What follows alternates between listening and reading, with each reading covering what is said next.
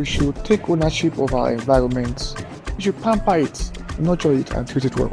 Not defecating in the open, not weighing in the open, not dumping the waste wherever it suits us. See us Lagos clean.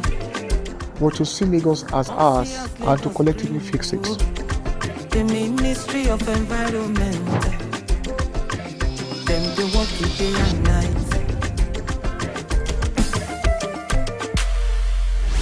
Lagos State remains a center of commerce and economic activity. Alongside growth and opportunity come urban and environmental challenges that require policy-led solutions and responsible governance. Today, we examine these issues through a policy lens and the lived experiences of traders and commuters. This is the Lagos Environment. I am Ebiarido Buba, and I'll be your host. We are for Lagos State. Ayo, come and see, Papa, Mama, see the road is good, see as water clean, no yama yama, drainage work, gutter flow, brother, sister, no more beggy beggy, see the land is green, no, clean environment, now the Lagos where we dream, oh, now him with the sea, oh, now him with the sea, you.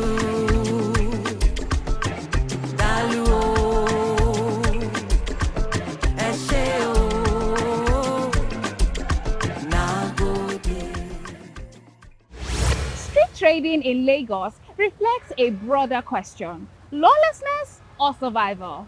For many traders, the streets offer a means of livelihood in a challenging economic environment. However, for the authorities and commuters, street trading often turns major corridors into congested marketplaces, raising concerns around traffic and safety. Our first report takes us through this reality. Here's the story. On the bustling streets of Lagos, towering stacks of soft drinks, sachet water, and snacks form a familiar landscape. Traders line the roadside arranging their wares, from fresh fish and fruits to footwear, household items, and local delicacies. As portions of the road gradually give way to commerce, vehicles and pedestrians are left to compete for space, and traffic slows to a crawl.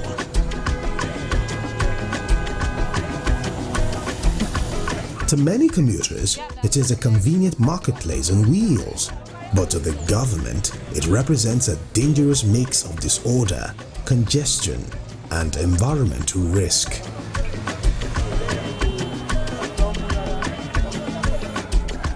Determined to reclaim the roads, authorities have intensified enforcement efforts against street trading. People are very emotional when it comes to some issues. Oh, why and then allow them trade?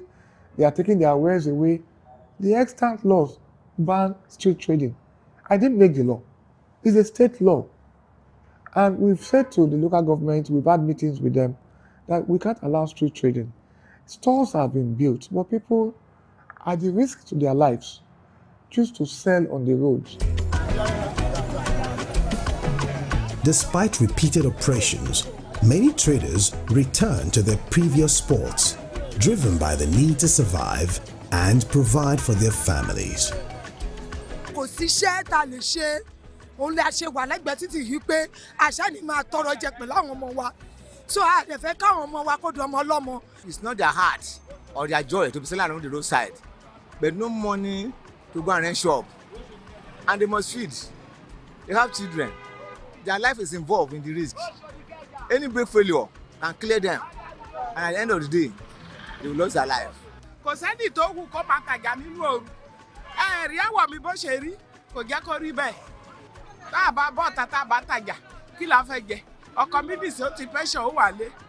Àwọn ọmọ mi nìṣó ṣì wà ní school. Tí ìbá tajà báà làwọn ọmọ yẹn ṣe fẹ́ ṣe. Torí ẹ̀ ni mo ṣe wà bí ò dẹ̀ lówó ṣọ́ọ̀bù.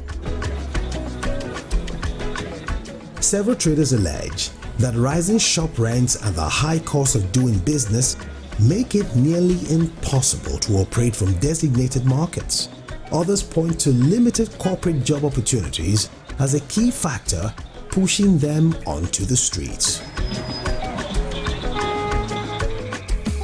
sí shop tá a lè gba ó wọ́n ni nígbà tágbára wa ò bá gbé okay now ẹ̀ ń gba shop nsìn annually 500,000 ìtò bá bọ́ sẹ̀sẹ̀ títí 3 million 2 million 2.5 1.5 ẹ jọ báwo lè expect pé àwọn tá à ń gbọ́ bùkátà tá à ń tọ́ ọmọ tá à ń fáwọn ọmọ lóúnjẹ báwo lè expect pé ká survive pẹ̀lú yẹn kó ń wá wá àwọn tá àti ẹ̀wọ̀n ìgbà kò wá tó ní ìdààmú tá à ń dààmú lẹ́sẹ̀ títì bíbá ó ti pọ̀ jù wàhálà inú ọ̀run òun lòjó ṣù yìí sá máa dúró pé kójò má pa wá adẹ̀ǹdà àwọn ọmọ tá fẹ́ bọ́ obìnrin abọ́kùnrin tá a bá tọ́ wọn ó máa dàdàkudà sílùú ìjọba tó ń sọ wípé àwọn ò fẹ́ kàtàyà ẹ̀ sì ti ó máa padà dàdàkudà sí wọn lọ́rùn ní tó bá yá.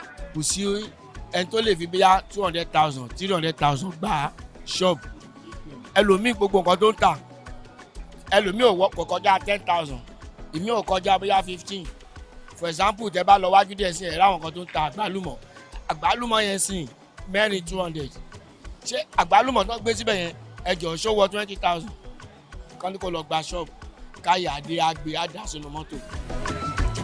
Yet the law remains clear. Under Lagos state regulations, selling, hawking, or displaying goods for sale on streets, sidewalks, and major roads is prohibited.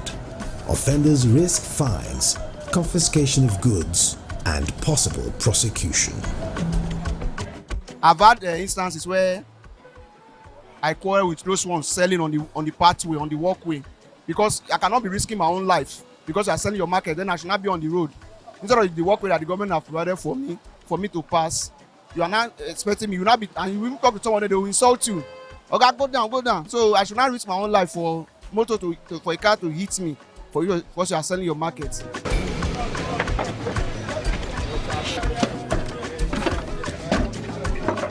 On Friday, 27 February 2026, the Lagos State Ministry of the Environment commenced a joint enforcement operation at Boundary at Jegunle in the Apapa axis.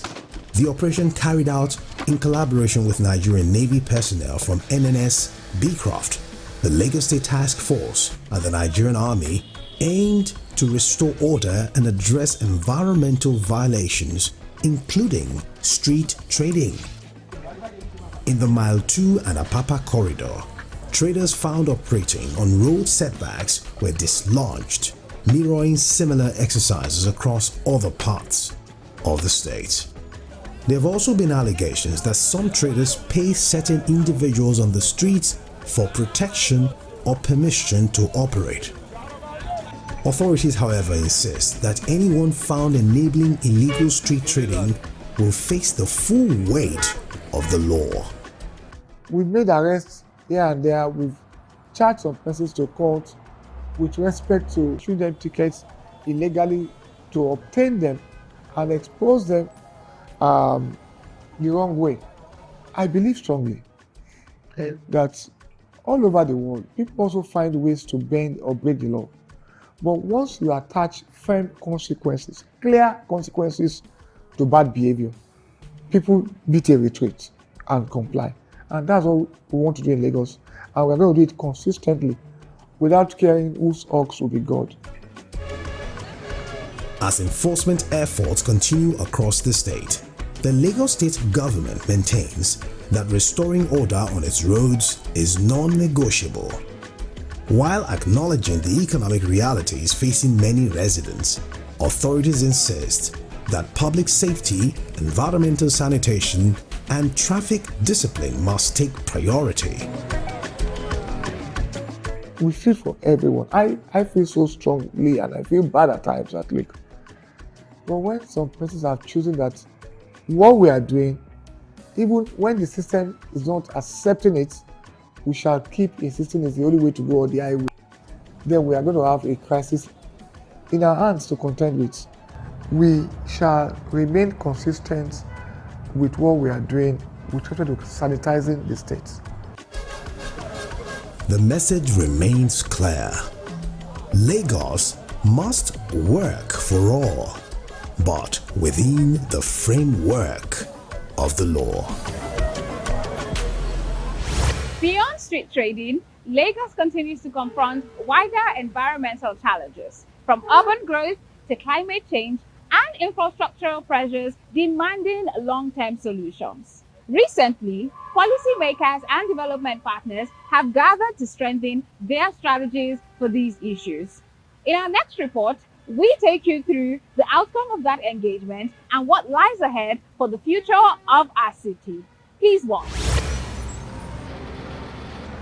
Lagos, a coastal megacity, a center of commerce, a city confronting one of the greatest challenges of our time, climate change. From flooding and coastal erosion to heat stress and environmental degradation, there are no longer distant projections. In Lagos, they are everyday realities. Yet, the state continues to respond, confronting these threats through the Lagos State Climate Action Plan, a long-term mitigation and adaptation framework guiding priority sectors. So how does a megacity prepare for the climate realities of tomorrow? On a Tuesday morning in February, leaders, policymakers and development partners converge for a high-level leadership masterclass on climate governance. Not just to talk, but to build capacity. Let's welcome the Honorable Commissioner for the Environment as well as his counsel. The Honorable Commissioner for the Environment and Water Resources, Tokunbo Wahab, sets the tone. Effective climate governance is ultimately about how we plan, coordinate, finance, and implement development in a risk-informed and future-oriented manner. It requires strong institutions. I repeat that again. It requires strong, not just strong, very strong institutions, clear and focused decision-making processes, accountability, strategic resource allocation, and systems that translate policy commitments into measurable outcomes for our people. This is where we make a change as a state and as a people. For Lagos, where capacity building remains one of the strongest tools in tackling climate change, climate governance is not theory. It is planning, it is budgeting, it is data, it is collaboration. Lagos State has responded through structured climate policy instruments and institutional arrangements. Central among these is the Lagos State Climate Action Plan, which provides a long-term framework for mitigation and adaptation across priority sectors such as energy, transport, and waste. This plan aligns with Nigeria's national determined contributions and reflects international best practices in subnational climate planning. The gathering also provided an opportunity to highlight several ongoing interventions by the state government through the Ministry of the Environment, including drainage expansion projects, sustainable urban drainage systems, coastal protection infrastructure, flood control initiatives, and wetland restoration. These efforts are reflected in results. For 2 years, Lagos has maintained its ranking as Nigeria's top-performing state in the Sub-National Climate Governance Performance Ratings, earning 315 out of 360 points in the 2025 assessment. This achievement reflects strong institutional coordination, robust policy and legal frameworks, innovation climate finance, Nigeria's first subnational green bond, and commitment to transparency, monitoring, and public engagement. It also presents an opportunity to strengthen partnership between government, the private sector, civil society, and international stakeholders in advancing our shared climate objectives. It reminds us that effective climate governance requires more than just good policies. It demands strong leadership, consistency, and accountability in implementation. Adding an international perspective, First Secretary of the British Deputy High Commission in Lagos, Grace Bell, speaks on Nigeria's target of achieving 30% renewable energy by 2030, while emphasizing the importance of reinforcing community-led solutions. It's important to have everyone involved in these challenges because they are require such a federal to state level engagement. What can happen at the sort of more local level is going to make a really significant impact on climate adaptation. The UK is really incredibly happy to support the C40 programme, particularly with the launch of the biogas plant yesterday. It shows how things on the ground can really make a massive difference to people, particularly in Lagos. Councils are actually doing a lot. If you look at the issue of flooding, Yes, sir. most of our floods are usually as a result of blockages in our drainages and all of that. And councils are doing that. We're desilting not just the tertiary drains, which is within the purview of the council. Most councils will desilt both tertiary, secondary, and even the primary, drains. And in some parts of Lagos where the primary drains have not even been, restored, we are opening them up, so that the states can come later to do concrete lining and all of that. So, but council will still continue to do more. Part of C40's role is to work with the local governments and the local community. The Ikosi Enhanced Biogas project is one brilliant example, because this is a project that is run by the community and managed by the community and has actually contributions in terms of activities developed by the community. So at C40, we work very closely in terms of community-centered solutions. We do not come with the solutions. We believe that in Africa, we can develop homegrown solutions that will address African challenges. All our infrastructure into the future is climate resilient. And this is driven by His Excellency himself, the Governor of Lagos State. It's called Mr. Governor's Blueprint for Medical Infrastructure Transformation. You can see examples of it all over the state. And in the next 5 years, all our medical infrastructure will not only be low carbon footprint, but also it will be resilient to potential climate aberration. At the end of the day, participants agree that while policy formulation is vital to the environmental future of Lagos State, sustained leadership and technical capacity are just as critical, capable of translating climate commitments into measurable impact for residents.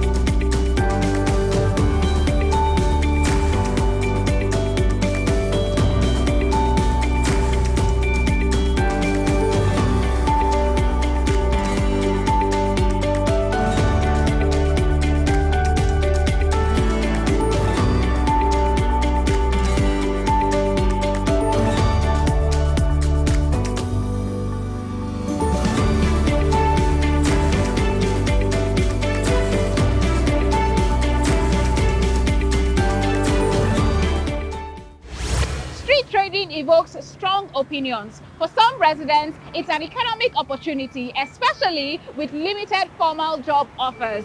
For some others, it contributes to congestion and public disorder. And so we've gone to the streets and we've asked Lagosians, is street trading a necessity for survival, or does it undermine public order and urban safety? These are their views.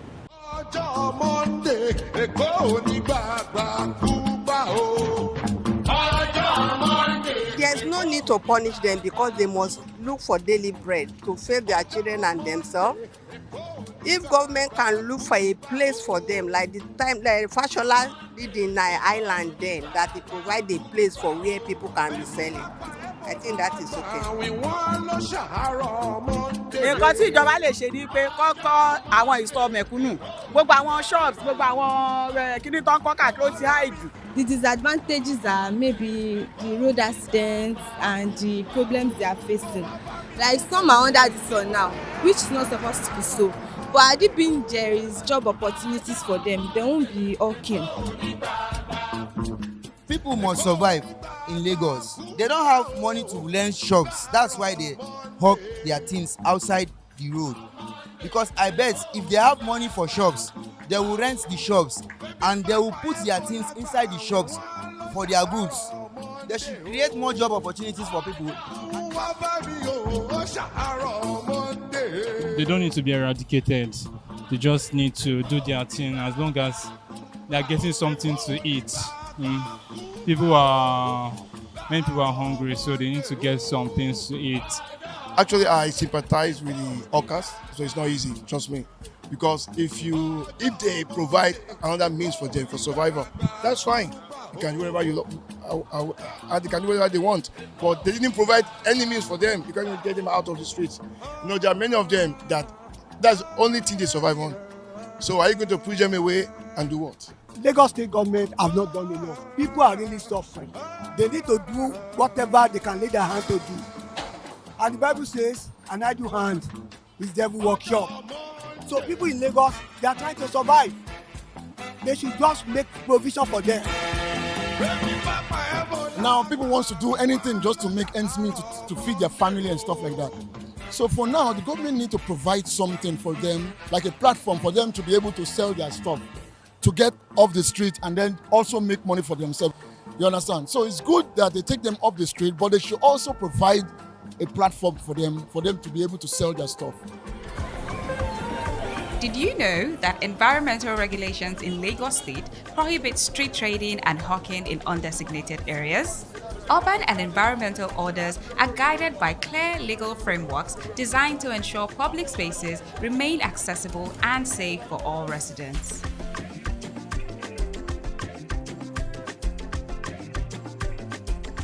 Rule number 1. Street trading, hawking, and the display of goods on walkways, pedestrian bridges, and roadsides are prohibited under state regulations. Public spaces are intended for movement and accessibility, not commercial activities. Authorities emphasize that urban order and public safety require compliance with environmental and planning laws. The objective of these provisions is to balance economic activity with urban management and environmental sustainability. Rule number 2.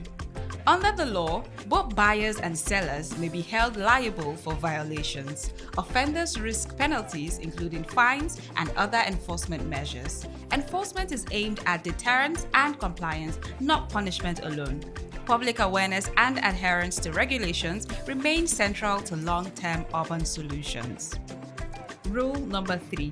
Street trading can obstruct traffic, create safety hazards, and contribute to environmental challenges. Public spaces must remain orderly and accessible for all residents. Economic activity is encouraged within designated and regulated commercial spaces that support both livelihoods and urban planning objectives. Authorities maintain that these measures are essential for a safer and more sustainable city. Rule number 4. The Lagos State government encourages traders to utilize approved markets and registered commercial spaces where trading is permitted. Officials acknowledge the economic pressures many traders face, but maintain that urban order and public safety require adherence to environmental and commercial regulations. Compliance with these regulations contributes to a cleaner Lagos and improved quality of urban life. Policy and enforcement create frameworks, but individual responsibility drives lasting change. Now, the Honorable Commissioner for the Environment has a message for how residents can collaborate with the authorities to build a stronger, cleaner, safer, and more sustainable Lagos State.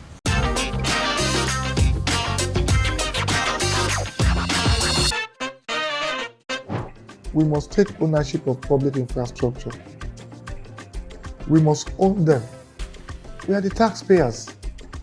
It's like you allowing what is your own to be destroyed. We must take ownership, we must own them as ours. You can't destroy public infrastructure and you're happy. The money that ought to be used to do some other infrastructure somewhere will now be brought back to fix it. But this time around, we shall not allow that to happen. Eternal vigilance.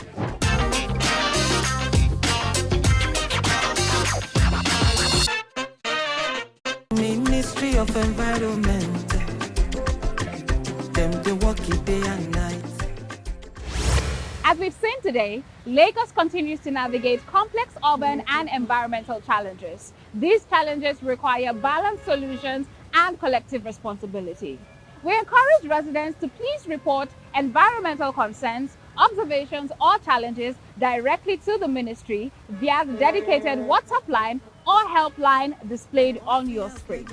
That's all we have for you this week on the Lagos Environment. Till I see you next week, remember to stay safe and keep your environment clean. See us Lagos clean. Come see us Lagos green. Oh. The Ministry of Environment. Them they work it day and night. Thank you.